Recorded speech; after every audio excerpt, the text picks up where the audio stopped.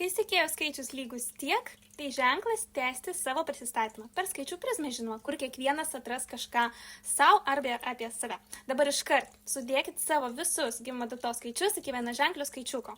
Ir jūs turit gauti nuo 1 iki 9. Visus skaičius, pasakojimus, save skaičius iki 5 yra išsaugosi highlightus arba kaip jie dar vadinasi, išsaugoti stories. Taigi, kaip supratot, šiandien kalbu apie skaičių 5. Laisvė, judėjimas, sportas, kelionės, plėtra, pokytis. Ir nors tai atrodo lengva, man tai viena iš sudėtingiausių temų. Skaičius 5 mane vis mokina nedaryti visko iš įpročio, o rinktis tai, kas augina. Skaičius 5, kai turi eiti, nors norisi likti. Jeigu jums gavosi sudėjęs visus savo gimimo datos skaičius 5, tai sveikinu, sportas, judėjimas, geras seksas, kelionės, verslas ir veiklos plėtra yra apie jūsų gyvenimą.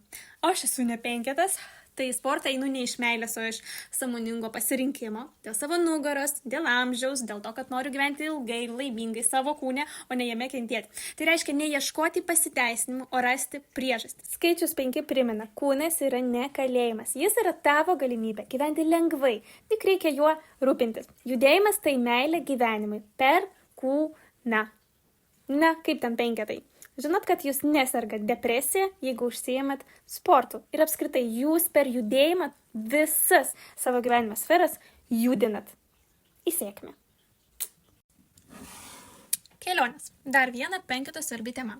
Man tai nedarbas, tai įkvėpimas. Vasara man renginių sezonas ir aš labai mėgstu važinėti po visą Lietuvą. Būti kelyje, matyti žmonės, gamtą, mažus miestelis. Visą tai mane tikrai pakrauna. Bet aišku, labiausiai mane įkvėpia karšti kraštai. Žodžiu. Kelionė, kai kūnas ilsisi, o siela šypsosi. Skaičius 5 visada primena, kad stovėti vietoje tai ne visada saugumas. Kartais tai tik įprotis. Ir kai pažįsti save per skaičius, atsiranda aiškumas, kur judėti, kur stringa, kodėl stringa, kuo tau iš tikrųjų reikia. Aš labai tikiu numerologiją kaip savęs pažinimo įrankiu. Nes kai supranti savo skaičiuką, bent tavo 5 tu, ar 1, ar 7, supranti save.